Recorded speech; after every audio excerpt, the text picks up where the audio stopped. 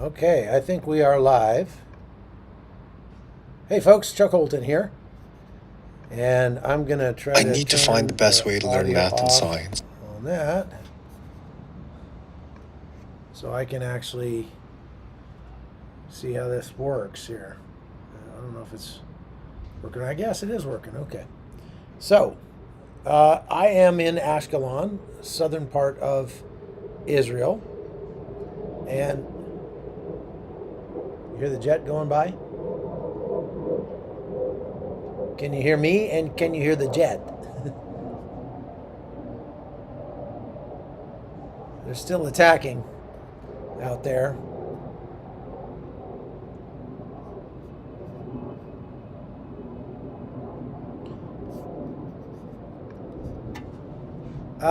All right, so getting this all set up. Here's what I wanted to try to do something a little different here. There are a lot of people that, I mean, you watch the news and it's all very highly produced and it's very formal, and the guy stands there like this and says, "Tonight on News Watch," that kind of thing. I I think people are tired of that, and I think from what we've been doing here over the last, I don't know, week or two, people really like the sort of more informal news, the way we're putting it out here on YouTube Live. So I wanted to try something. I wanted to show you, give you an exclusive behind the scenes look at what it's like to do my job on a day to day basis in the war zone. I'm a freelance war correspondent. If you don't know much about me, you can go Google my name, find out way more about me than you ever wanted to know.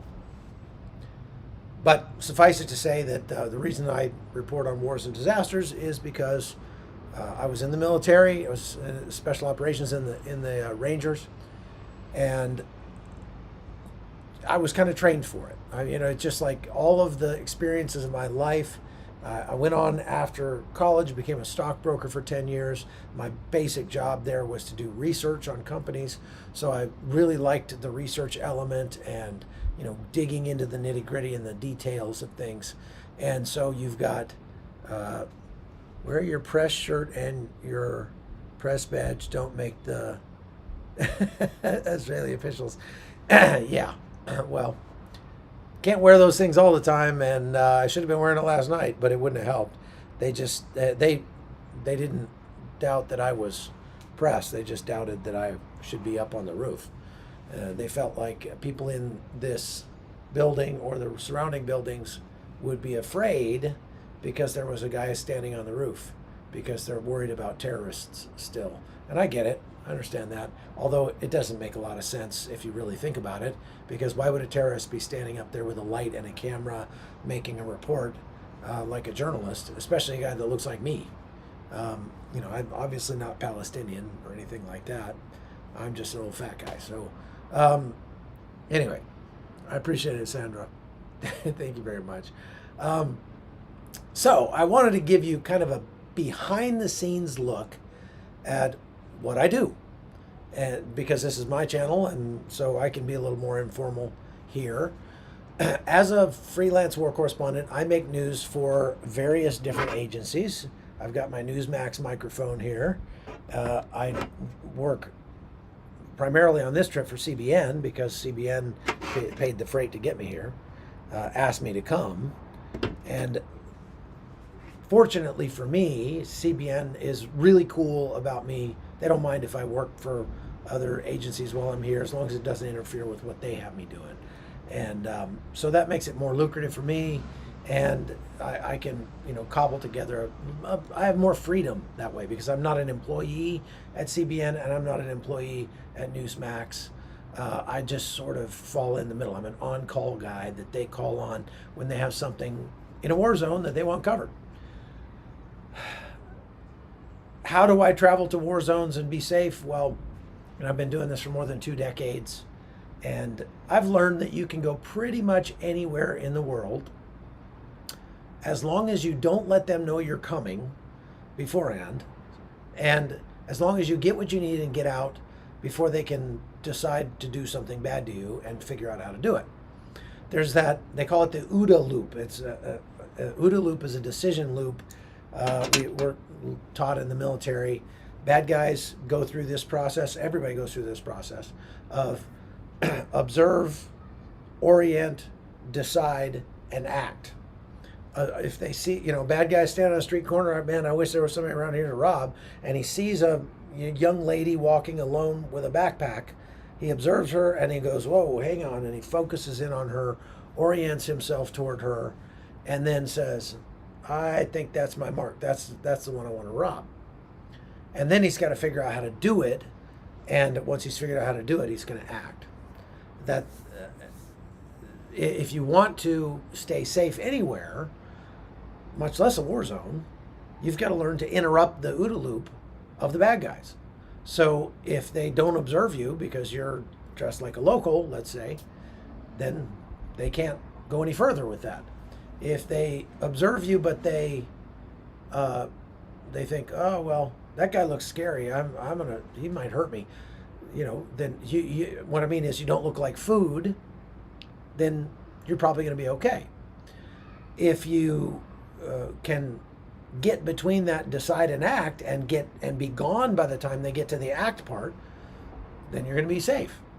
So that's how I travel to many places around the world. And in so doing, for 20 years, I've figured out, how to read the environment somewhat. And I'm not saying I'm perfect at it, because I'll get myself in a scrape now and then. But and sometimes to get the job done, you do have to push the limits a little bit. My friend John Correa talks about the 5 rules of stupid. And if you want to be safe, don't do stupid things, go stupid places with stupid people, and do stupid things at stupid times for stupid reasons. My job is essentially to break all 5 of those things. And so, John says, well, you can get away with breaking 1 of them, maybe 2 of them, but if you're breaking 3 of those 5, there's a good chance something bad is going to happen. And so, if you're a young kid, you're out at 2 o'clock in the morning, you're with a bunch of, yahoos, and you're out at a bar, there's a good chance something bad is going to happen, right? Well, I try to think about those 5 rules of stupid a lot, because having done this for 20 years, I want to make sure I can continue doing it. And I realize that if you hang around the barbershop long enough, sooner or later you might get a haircut. And so you got to be careful, right? So I try to only take as much risk as I absolutely need to take in order to get the job done. So, for example, last night I was pushing it a little bit. I knew I was being up on the roof because it's kind of an off-limits area, and I'm not really supposed to be up there. I figured out a way to get up there, but I had a great view of Gaza, and I wanted to show that to you guys, and so I took the chance. I knew there was a good likelihood somebody was going to complain about it, and sure enough, they did. And after 20 minutes, the cops came and very professionally, very nicely just said, look, you can't be up here. You got to get down. Checked out who I was and whatever. And I didn't argue. I was cool about it and got down off the roof, right? It's not been a problem here on this balcony in the Airbnb that we rented. It's on the 12th floor, which is actually like the 14th floor. And we can broadcast out here anytime, day or night. I'm not bothering anybody by doing this, right? And the guys up here 1 floor above us looked down today and were like, oh, man, who are you guys? Where are you with? They thought that was kind of cool.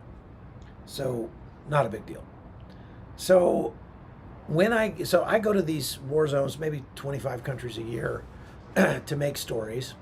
Do a lot of immigration stories, a lot of wars and disasters and, natural disasters and stuff like that. I wanted to show you kind of what the process looks like. And this is going to be kind of interesting to do, so you're going to have to bear with me as I see if I can pull this off. Because I'm using this new software where I can, hopefully do this correctly, so we're going to see if it works. Does it pay good? Well, Leatherneck Joe, it pays well enough. I don't really do this for the money. My financial situation is stable enough after 20 years. My house is paid for, my kids are out of the house, and so I I do this because I enjoy it. When I stop enjoying it, I'll stop doing it. And I could stay home and my bills would be paid just from passive income sources and that sort of thing. I was a stockbroker for 10 years and made a lot of money. So leaving that business, being a stockbroker helped me to get to a point financially where I could kind of do what I wanted and not necessarily have to worry about the money. I tried to divorce my putting food on the table from doing what I wanted to do. They didn't have to be the same thing. Often they are, but they don't have to be. And made a priority to pay off my house. There's no greater feeling than getting that thing paid off. And so, anyway, that's a little bit about me personally. But nevertheless, it pays well enough. And I can make it a lot more lucrative by working for multiple different agencies while I'm here, and not only being with one company, as long as they'll let me do that. You can't really go out on LinkedIn and look for a job doing what I do, because this is a niche that I've carved out for myself, specializing in wars and disasters. Very difficult, sometimes dangerous work. It's very expensive work to do as far as the travel goes. Last year when I was in Ukraine for Newsmax, it was costing them more than $100,000 a month to keep us there, because they were very careful about, they wanted to make sure we were very, very safe, and they had all sorts of things that I don't normally pay for when I'm traveling by myself, but they felt it worth it, and I was grateful for it. Okay, so, but that can be super expensive, right? So a lot of, news networks are getting to the point where they, when I started this business, you had to send like 4 people to do this job. There had to be the guy in front of the camera, a guy behind the camera, an audio guy, and a producer to make sure everything, worked together right. Well, I'm now a one-man band for the most part. Sometimes my kids will travel with me. I'm really good at recruiting people off the street and say, hey, can you hold this camera for a second? Just, keep it right there and do my stand-up. I did that today, actually. Or using one of these. And because now I don't need $200,000 worth of equipment, I can do my job with an iPhone, a light, and a little tripod, and that's about it. That is game changer, man. Game changer. The ability to do everything on my iPhone 14 Pro Max is a better camera in a lot of ways than I have right now. I'm shooting on a $4,000 Sony FX30, which is a cinema camera. And what I mean is, it's better in the quality of the picture looks great. It does a lot of the things that the Sony would do in a lens, in an expensive lens. It does with the computer chip, and just does it kind of fake, but it makes it look the same as far as the bokeh, and making it look all buttery smooth in the background and stuff like that. But not only that, when I shoot something on a phone, I can immediately clip a quote out of it and WhatsApp it to my producer back in New York and have it up just like that. If I shoot it on the camera, I've got to take the chip out of the camera. I've got to go get my laptop, but plug the chip into my laptop. I got to take there's a whole bunch of weird files in there, XML files and stuff. I got to figure out which one I need and go get it. I got to put it into an editing software on my laptop. I got to cut it up, and then I got to export it, and then I got to connect my computer to the to the internet and upload it. It's just a lot more work. With my iPhone, it's just like that. So I'm a huge fan of the iPhones, big time. I mean, they have changed my life. And I like not having to carry so much crap with me, too. You know what I mean? Right? Okay. There's an airplane going over. I'm going to let you listen to that for just a second. I will be right back because I got to grab a drink.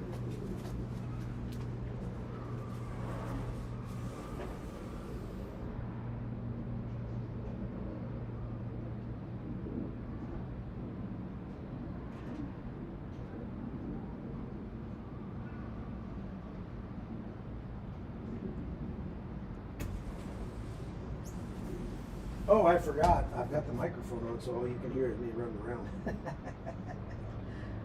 well, so much for hearing the airplane go by. But you can imagine doing all these hits every day, over and over and over again. It's pretty hard on my voice.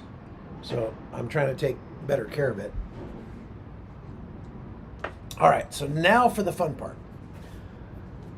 I want to explain to you the workflow so that you can get a sense for, you think the iPhone changed my life doing this job. It took us from 4 people to 1 person. That makes a huge difference just in the travel costs. I mean, when I used to go to Afghanistan all the time and we had 4 people, the Fox would fly us first class and it was like $15,000 round trip for 1 ticket. And so for 4 people, I mean, you're talking about money. And when we had to go live from out there, we had a BGAN satellite receiver thing that you had to like point at the sky, and you practically needed a college degree to run that thing. It was like, oh, wow, how much was that thing? It was like $10,000 an hour to run that thing, and we would run that thing for an hour a day, easy, doing live broadcasts. It was amazing how much money they spent. Now I got my cell phone plan, $10 a day, international plan on AT&T, and I can literally do live hits on Newsmax all day long just with my iPhone. And this microphone, I'll tell you a little secret, this microphone doesn't have anything on it. It's just for the mic flag. Now I have this mic right here that I'm wearing. It slides into this little thing right here. But then if I happen to move it away from my mouth, you're going to notice the difference. And so normally when I'm doing my live hits, I've got a fake microphone, and my mic is actually right here. So there's a little secret for you.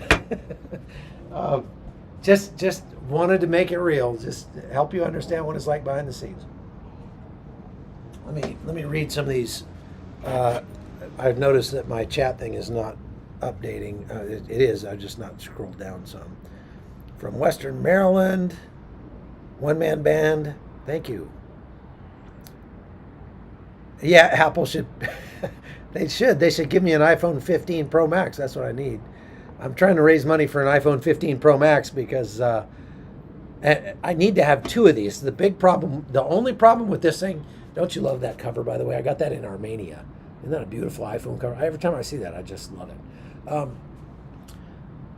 The problem with this is that because it's everything, it's got all my messaging apps on it and everything like that, I can be right in the middle of a Skype call doing a live hit, and somebody calls me on WhatsApp. If I forget to put it on Do Not Disturb, somebody calls me on WhatsApp and bumps me off of the live hit. And I had that happen yesterday. George Thomas sitting in there.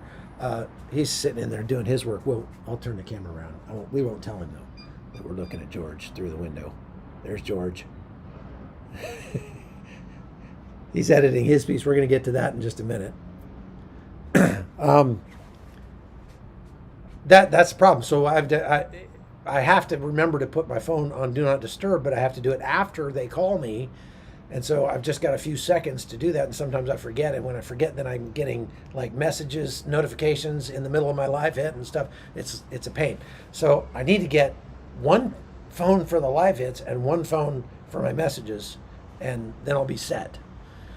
Now, I don't usually carry a lot more than that. At least I haven't been lately. But I've got actually a ton of gear with me on this trip because I wasn't planning on coming to Israel.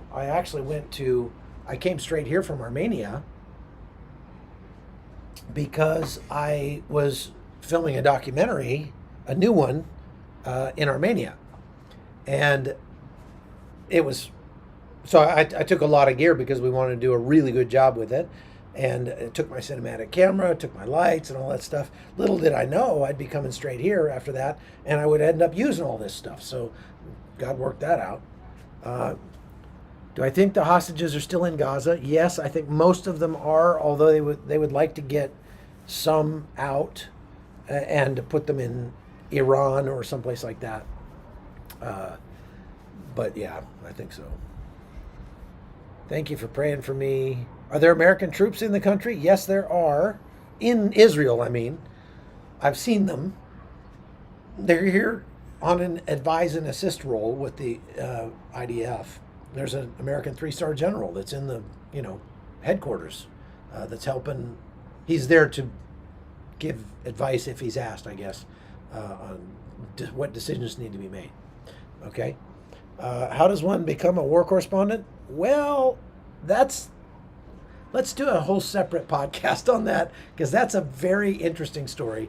Um, I anymore, one does not, like I say, this is not a job that you go look in the job pages or websites and find and go apply for. Nobody, I've never, ever, ever seen a job posting for a war correspondent. It just doesn't work like that. This is a job that you sort of have to create for yourself. And you have to create yourself as a war correspondent. And then it's like one of those, you build it and they will come, right? You finally got me live. Oh, you caught up from the UK. Thank you. Do you know what the massive fire was a couple nights ago? I don't know what massive fire there. When last night, when we were out on the border with Gaza and we were watching the firefights take place, I have some footage that I shot from there. I'll show you that. This is what I shot in Gaza yesterday. And if you watch that footage, you can see the explosions taking place. That's inside Gaza. That's a suburb of Gaza City called Beit Hanun.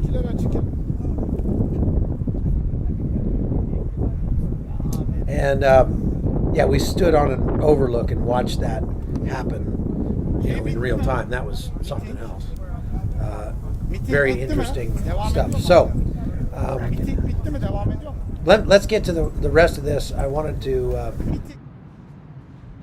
I want to tell you about the workflow here. Okay, so when I come to the war zone, many times it's not possible to do lives like this. One of the great things about Israel is they have very fast internet here, and even in the remote parts of the country, there are very few places where you don't have a signal.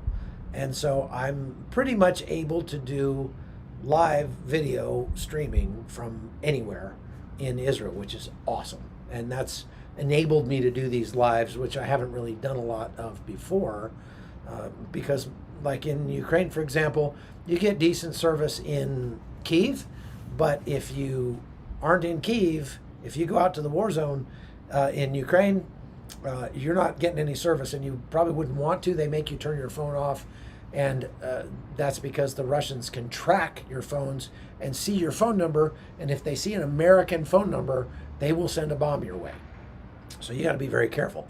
Now, fortunately, Hamas doesn't have that capability, and so we can run our phones as much as we want out here, and it's not a big deal. But, so normally what I have to do is I have to go to the war zone, I have to film what's happening, I have to bring it back, maybe interview a couple people, I have to bring it back, I have to sit down on my computer, I have to bang out a script, write a script, a word-for-word script of what the story is going to say, including quotes from the people that I interviewed, whatever stand-up that I might have done, where I say, here I am, and there's things happening here, and blah, blah, blah. And then I have to get that script approved by sending it to the news director at CBN. And then once he approves it, then I have to put the video together into a package. When I finish making that package, then I turn in the package to CBN.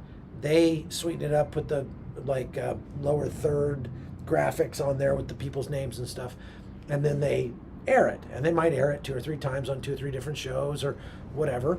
They do whatever they want to with it. I sell them the finished product, and I keep the raw footage, and that way I can then go to Newsmax, for example, and say, hey, do you guys want a package about this? And I remake it, change it up a little bit, and send it and sell it to them, and then they use it, and that way it becomes more profitable. Work once, get paid twice. I like that idea. What am I drinking tonight? It's orange juice, trying to keep my voice going. Thank you for praying. Did you get an email attachment? I don't think so. Thank you for all your kind words, everybody. So let's take a look at one of the packages actually the last one that I finished. I'm doing one tonight, and I'm going to let you look on while I show you how I do it now. It used to take me, what I would normally used to do is I would go to war zone, wherever I was going, I would stay, because I had kids in the house. I don't want to stay gone for months and months at a time, or even weeks at a time. I didn't want to be gone more than half of each month. And so I would try to make my trips as short as possible. I'd go in, I'd get the footage, and I would get out. And that way it's safer, because again, bad people can't figure out that I'm there and decide to do something bad to me. But it also allows me to be home more, so I'm not gone all the time. And I did not want to be gone all the time. So when I got home, then I would sit down at my desk and I would crank out about one story each week that I was home. It would take me about a week, and it was like that for years to do a story. Well, now something has changed that has allowed me to do a story every day, and I could probably do 3 stories a day if I wanted to. And that's what I want to show you. This is an amazing thing that has almost, I would say, almost made my life easier than the iPhone, if you can believe that. And so I want to show you that tonight, but it's going to be a little interesting because I've got to figure out how I'm going to do this with the camera, and I'm going to move my laptop so you can actually watch me doing what I do. Let me explain it to you first, and then I'll show you. First, let me show you what one of the finished product packages looks like. Take a look.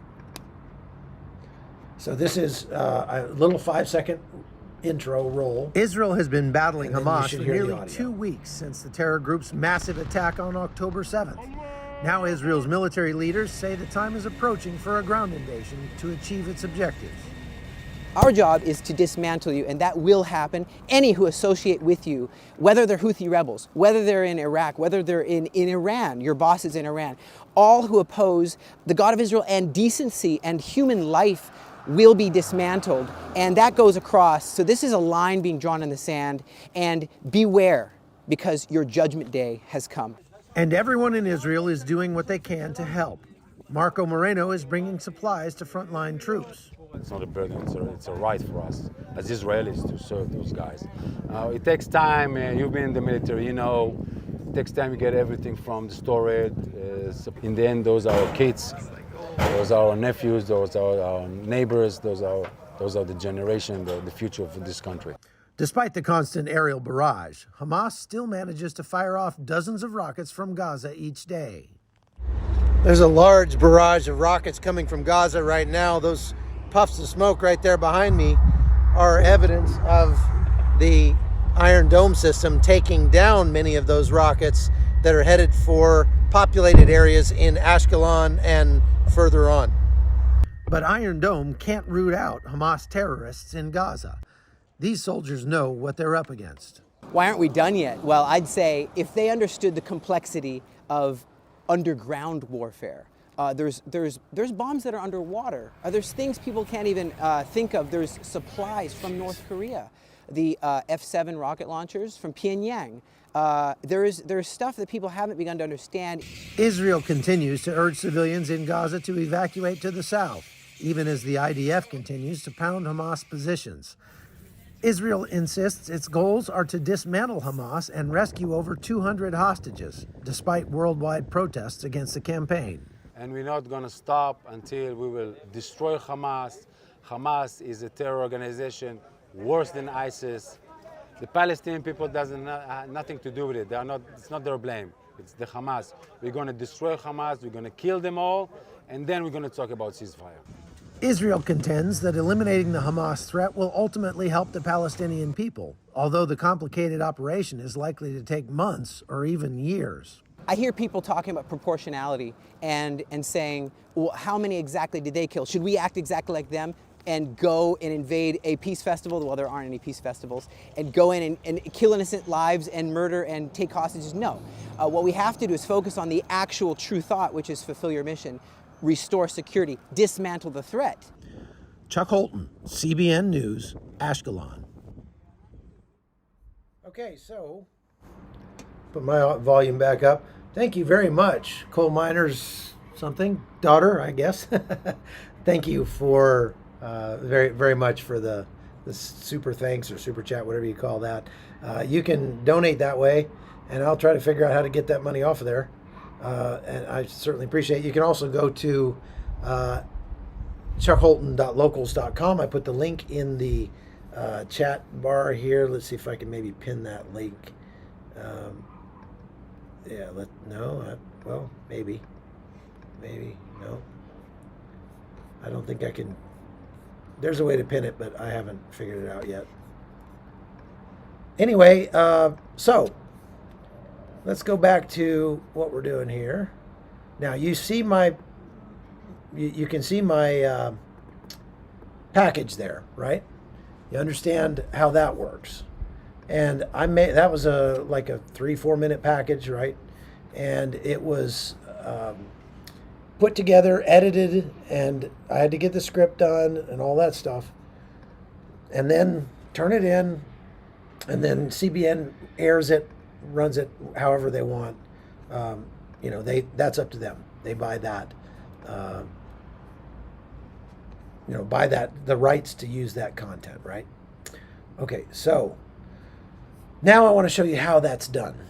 First, I have to write the script, and what I used to have to do was I would have to transcribe the video, or the interviews.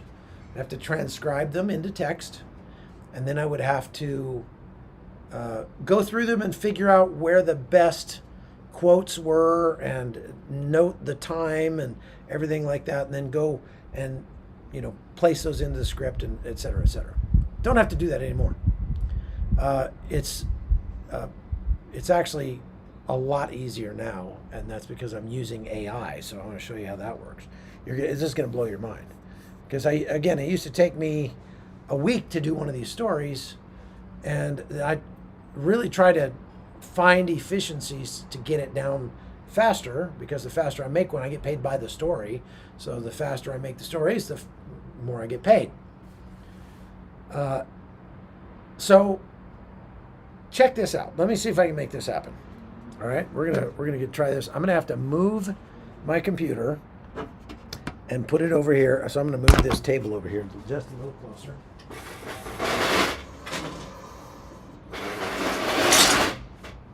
And I'm going to move the camera around this way.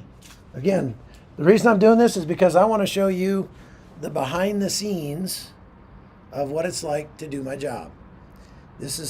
You're not going to see this on CNN, folks. They're not going to show you this. So I need a wider lens, but this is best I could do. I'll back this camera up just a little bit. Okay. So, can you see that? There's my little table here on my balcony. Now I'm going to take my laptop and I'm going to go over here. We're going to see if we can make this work. If everything disconnects, you'll know why, because I'm screwing around doing something that nobody's ever done, I think, in the news media, and that's show you how this works behind the scenes.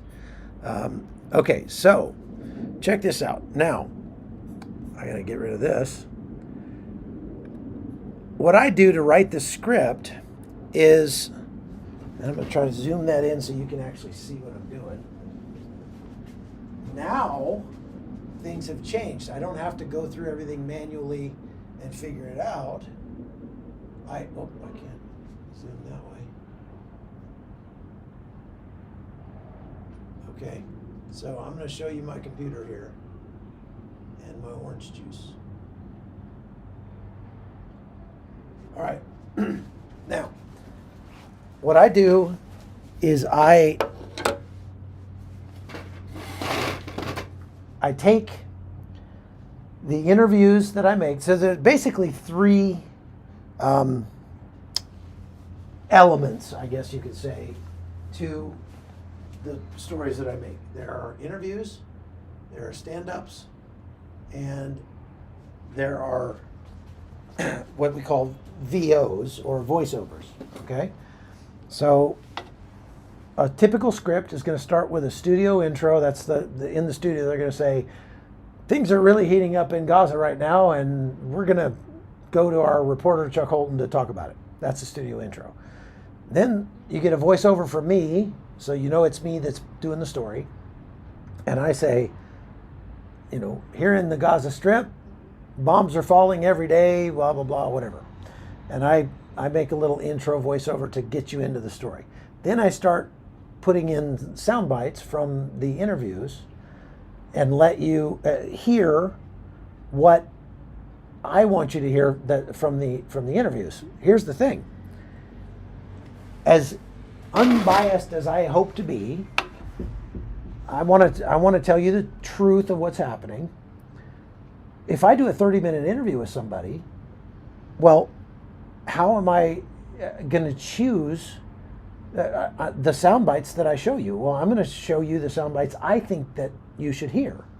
And so even if I'm trying to be truthful, I've only got 4 minutes to tell you the story, and I can't do that I can't show you the whole interview. So he might have said all kinds of stuff in the interview that you would have found interesting, or that would have colored your understanding and opinion about the whole issue that we're talking about. But I can only show you like 30 seconds of what he said. And so you just got to take my word for it, I guess. That's why I like my podcast, because on my podcast, I can put up the full text of the interview and video and let you watch the thing from start to finish if you want to, if you care. If you really want to know more about it, you can watch the whole thing and you can form your own opinion, right? Well, that's, no, I can't do that when I'm making a package for CBN. So what I have to do is put in the sound bites that I want from the interview or multiple interviews. I segue between those sound bites with other voiceovers just to sort of move the story along. And somewhere in there I have to put a stand-up which shows me in the place that we're talking about, so you know that I actually went there and experienced it for myself, right? And then I sign off in Southern Israel, Chuck Holton, CBN News, whatever. And I put that all in there. So I've got to record an audio with the voiceover on it. I've got to cut up the video with the interviews on it. And I've got to write all of that together using voiceovers as kind of the glue that sticks all the pieces together. Does that make sense? Okay. When I do that, that's a very creative process here, and it used to take me quite a bit of time to mess with it and figure out and kind of put the story together.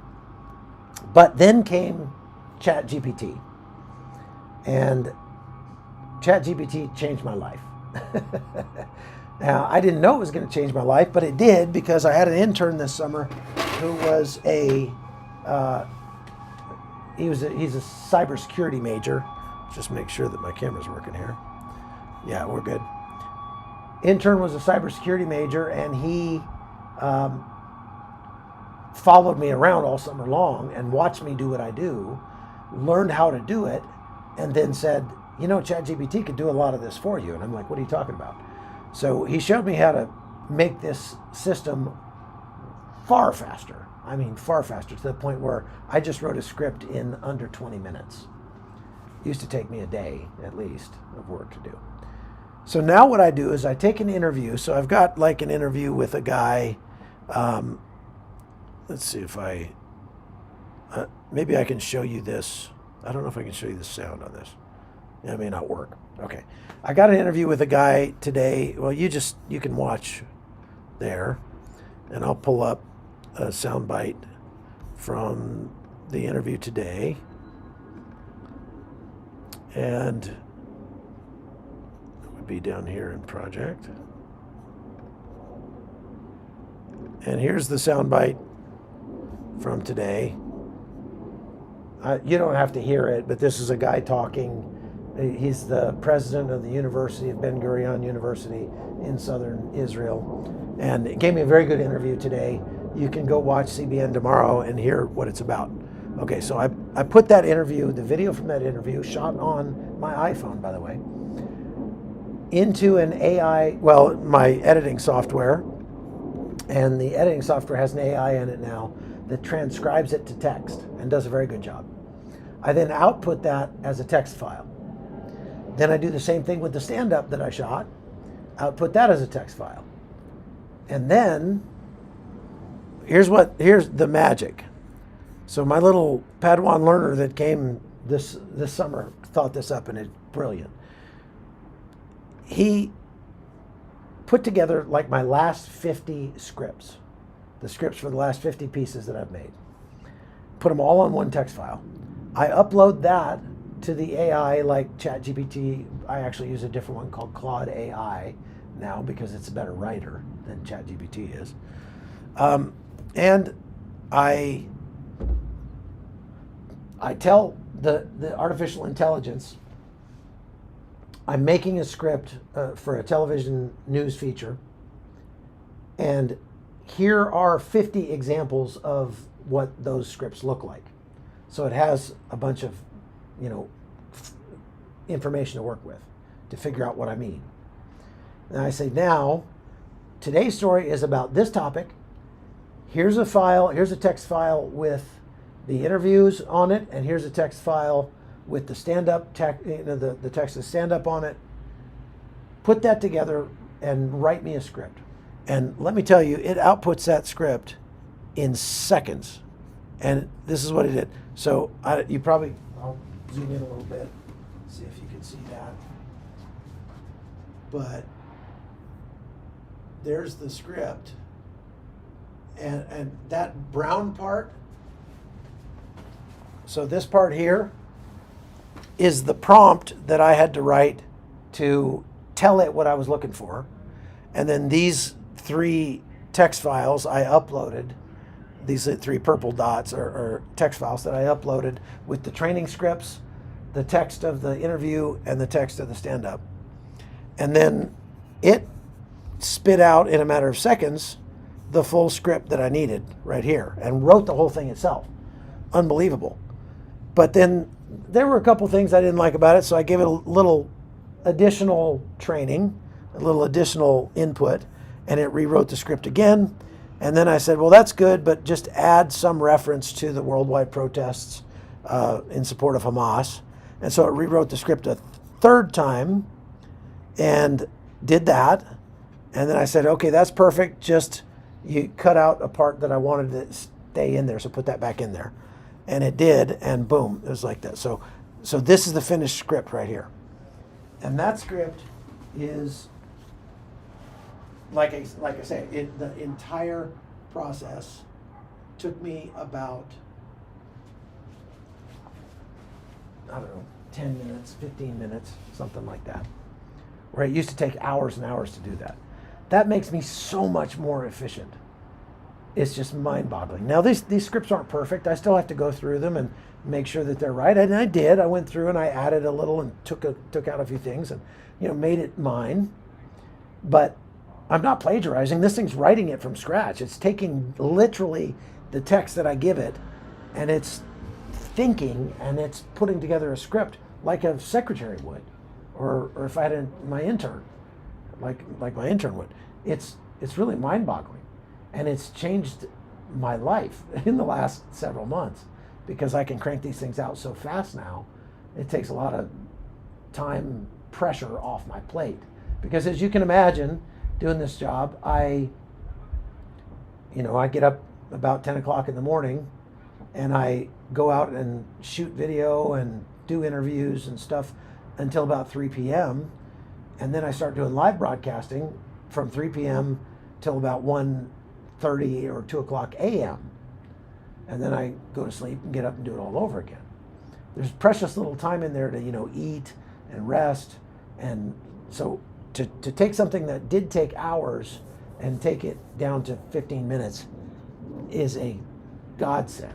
It's amazing. So that is kind of the process. And then what I have to do once I get the script together is I send it off to the news director at CBN. He looks at it and then approves it, sends it back to me. The other thing that has changed my life about this artificial intelligence is that, is that now I can edit the video by looking at the text of the video and not the video itself.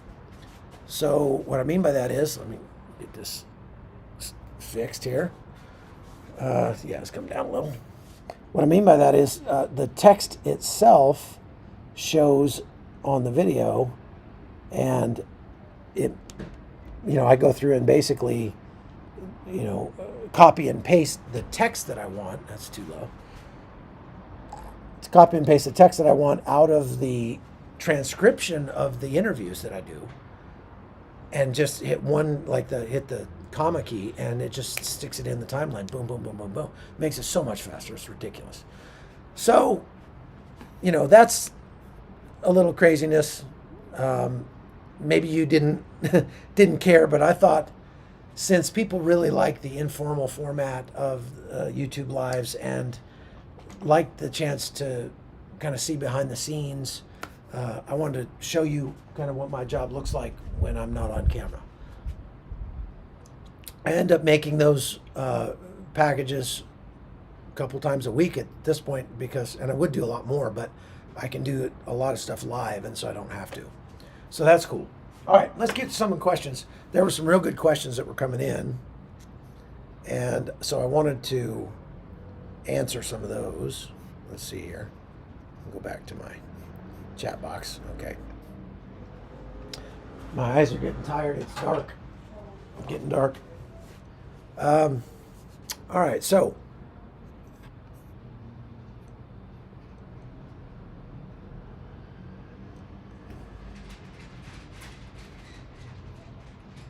let's see. Has there been any proof of life given by Hamas on hostages? Not that I know of. I don't think so.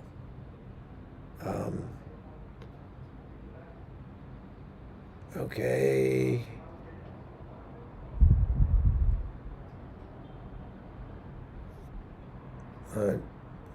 Thank you for praying for me. I really appreciate it, everybody.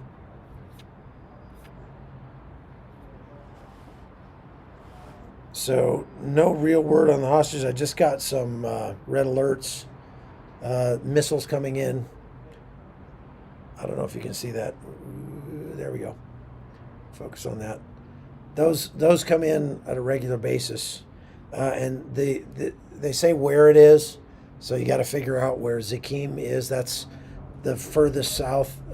I can see Zakim from here, and they just launched a rocket at Zakim. So we may hear a boom here in the background in a minute. Let's see, Turlock, California. I know Turlock. Any details on the ground war? Well, the IDF has pushed about 2 miles into Gaza, from all accounts. They're not letting journalists go right on the tanks, unfortunately, or I'd be there. But they are having some success, apparently. We saw where they were putting up flags, Israeli flags, on some of the buildings that were left standing in there. Have I heard anything about it? Israel's iron beam laser? Yes, I have. I've seen the video of it. It looks really impressive. The details on that are, it's a laser that shoots rockets out of the sky. The Iron Dome rockets that shoot rockets out of the sky cost about $50,000 a piece. The Iron Beam supposedly costs $2 a shot. That's a significant savings. You gotta like that.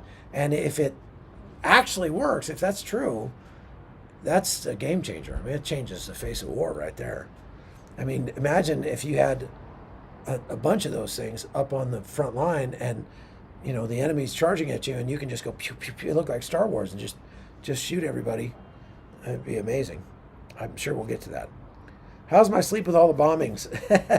It was bombing a lot this morning. I'm about 5 miles from Gaza Strip, so I certainly could hear them all, but they're far enough in the distance, and I actually sleep in the bomb shelter in this house, this Airbnb we have. I can't carry you around and show it to you, but I'll turn around here. There's George again. We have a nice Airbnb, and it's got one of the bedrooms is purpose built as a bomb shelter. So it's got a 1/2-inch thick steel plate that slides over the window, and the walls are extra thick, and it's got a sealed, like literally with a gasket sealed door in case it's on fire and stuff. It's got a special ventilation system built into it, everything. And it's also pretty soundproof. And so I go in there and turn the air conditioner on and go to sleep, and I don't hear much at all. I'm pretty deaf anyway, and I sleep pretty well, so I've been sleeping all right. Let's see. Yeah, it's an app called Red Alert. Actually, my app is called, it's not the Red Alert app, it's called, I can't pronounce it, TZOFAR. TZOFAR, and it's that one right there, the red dot. That's the one that I'm using. And it's pretty good. It's pretty good. So, yeah, Red Alert is another one that works pretty well. I was talking about the safe rooms. They're building another high-rise like this around the corner, and I was watching them yesterday as they lifted the safe room into each apartment. They have a crane set up. The safe rooms are already pre-built, a complete concrete box all the way around, and they pick it up with the crane and they pull it up to the 12th floor or whatever, and then they drop it into place, and there's your safe room. I was surprised to see that. It makes me feel pretty good being in this high rise. We've had a couple of rocket alarms here in Ashkelon where we've had to go to the safe room. Yesterday at dinner we had 3, I think, and had to run. There was a little dog, and man, when that siren went off, that dog just took off and went right to the bomb shelter, because he knew that's what you do when you hear that sound. And when you go to the bomb shelter, everybody pets you. So he'd get in the bomb shelter, he'd be all excited, his little tail wagging, and everybody was in there scratching him. And then as soon as the rocket went off, everybody just files back out and goes back to their business. I can't believe it's hard to imagine living like that all the time. Some reports are saying Starlink has been used to help Hamas. I heard that. I haven't been able to confirm it, but I've heard it from multiple sources that Elon Musk turned on Starlink for the area. We have seen that there are some messages and videos and stuff coming out of Gaza now, which would make you think there is actually internet there again. So it may be Starlink that's doing it.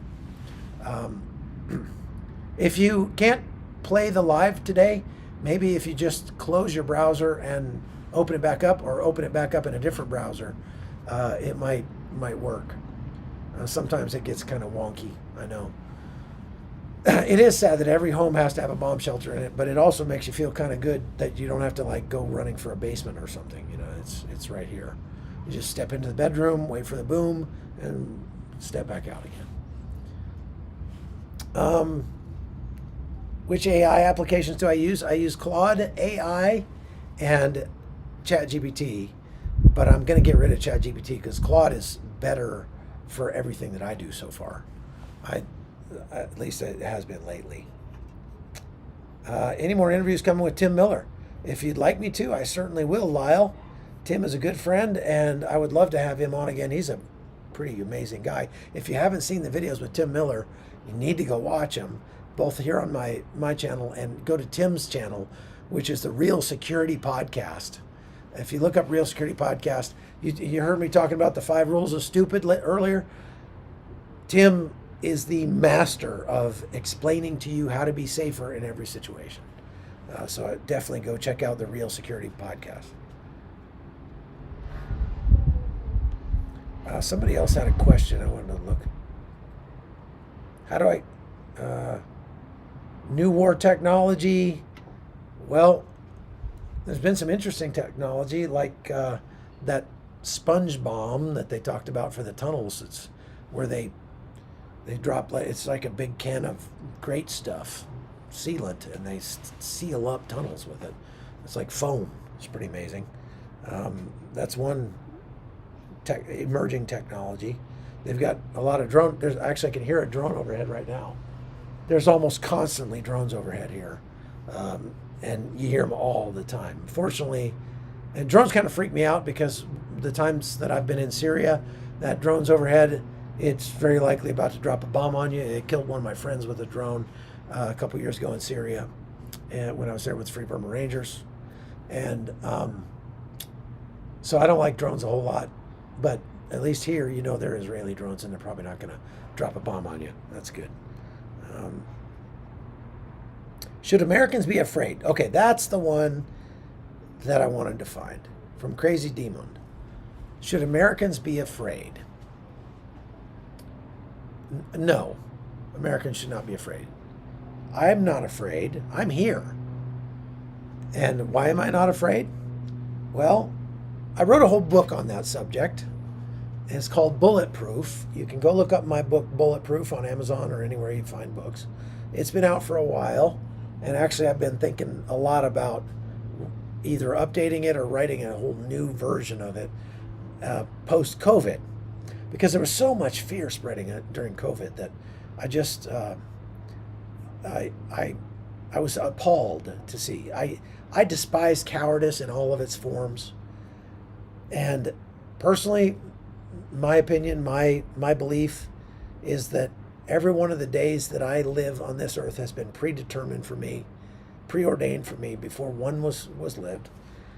That doesn't mean that I can afford to be stupid, because if I am going to be stupid, God knew I was going to be stupid, and he ordained that ahead of time. So, but what that means is that it's not my job to worry about what's going to happen to me. It's my job to be obedient to my calling in life. And this is my calling in life. And so if I'm here in a war zone and I'm being obedient to my calling in life, the reason that I was created, well, I don't have to worry. It doesn't mean that I'm going to necessarily survive or not get hurt. I might get hurt. But it means that no matter what happens, I can be assured that I completed my mission, that I did what I was made to do on this earth. And that, to me, is what it's all about. That's what life is about. So with that kind of a mindset, I don't get afraid. I don't get scared. There are times when I go, guy could get hurt doing this. Maybe I should go over there. I think, yeah, look at the time. Maybe it's time to, leave. That comes with experience. But I'm not afraid. And if you're in America, I would be more afraid about, I wouldn't be afraid, but I would be more concerned or focused on the fact that our country is falling apart with unchecked illegal migration, with this entitlement culture that makes people think that they can form a mob and go rob an entire mall, smash all the windows and steal everything, and they'll get away with it. Or that they can go set fire to a bunch of cars or Starbucks or whatever it is that they don't like today, that they have the right to do that, and that they don't have to listen to authority. And that attitude is becoming more and more and more prevalent, not just in the United States, but around the world. And that's something to be concerned about. And when I say to be concerned about, it's not something to be afraid of, it's just something to prepare for. So I think what you should be asking yourself is not, should I be afraid or should Americans be afraid? But you should be asking, what can Americans do to be prepared for whatever comes? And I think it's important to think about those things. It's important to prepare for the worst, especially as a man, as a father, as a husband, the leader of my family. It's my job to be the point man and to go out ahead of my family and look around and make sure that they're safe, and to guard the gates of my home, and to not allow things or influences or people in that are going to do bad things to my family, mentally, spiritually, emotionally, relationally, whatever it is. It's my job to lead my family and to protect my family and to provide for my family. It's my job. It's on me. And so I'm not going to be afraid, but I am going to be prepared and try to focus on the right things. Do I think that this war is going to explode into a global conflict? I really don't. And there are several reasons for that. But suffice it to say that I don't worry about that, because Hezbollah has a lot to lose if they go to war with. They have more to lose than to gain if they go to war with Israel, like full on try to invade war. Iran is not going to come over here because, again, they have more to lose than they have to gain by coming to the aid of Hamas. I think to Iran and Hezbollah, Hamas is kind of an expendable little brother, sacrificial lamb, so to speak. They'll strike a blow against the Zionists, and then, we'll say we stand with them, but they'll pay the price and we won't. I'm not worried about Turkey coming in or Syria coming in. They don't have either the wherewithal or the geographic location to do it. So, and United States so far standing behind Israel. So I don't think that this is going to widen into a bigger conflict. Now, I'll caveat that by saying I've learned doing this for 20 years that there are 1,000 different reasons why this thing could explode into a world war that I can't plan for tomorrow. But I just don't think it'll happen. I think from what I can see now, it's not likely. And honestly, if you read Bible prophecy, it says specifically that there will come a point where Israel lives in its own land in peace, and that peace will be bought with the sword, meaning Israel will fight to gain peace from its neighbors, and they will win. Israel will not be wiped off the face of the map. This nation of Israel is not going away. It just isn't. So, you can go read Revelation for yourself.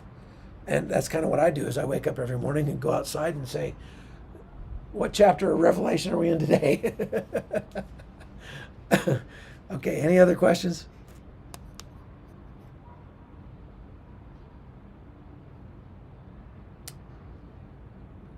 Okay. Be smart, be prepared, be aware. Yeah, good. All right, folks. Well, yeah, I got to get going because I got to finish this piece up, but thank you very much for watching, and I hope that this was illuminating for you and fun, a little bit different, and we'll try to do more of those. If you like it, you can get a hold of me, hotzoneholton@gmail.com. I'm getting lots of emails, so be patient. I'll try to get back to you. And I read them all for sure. Hotzoneholton@gmail.com. If you'd like to support my work personally, you can go to chuckholton.locals.com and you can become a subscriber there. You can support me there. You can leave a super chat here. I'll try to figure out how to get that money. Whatever we raise through the podcast is given away to people that are hurting in the places that I go. So right now we're working to try to get a bunch of Venezuelan single mothers out of prostitution and get them on a road to a better life. So we're working on that and about 40 other things all the time. And thank you for being a part of it. I only say that because I get such a blessing out of helping people when I'm in places like this. And I don't want to rob you of getting a chance to feel blessed by that too. I'm not saying you have to do it. I'm not saying I need it. I'm just saying that whatever we raise, we're going to try to use to help people around the world in war zones wherever we go. And thank you very much for your attention.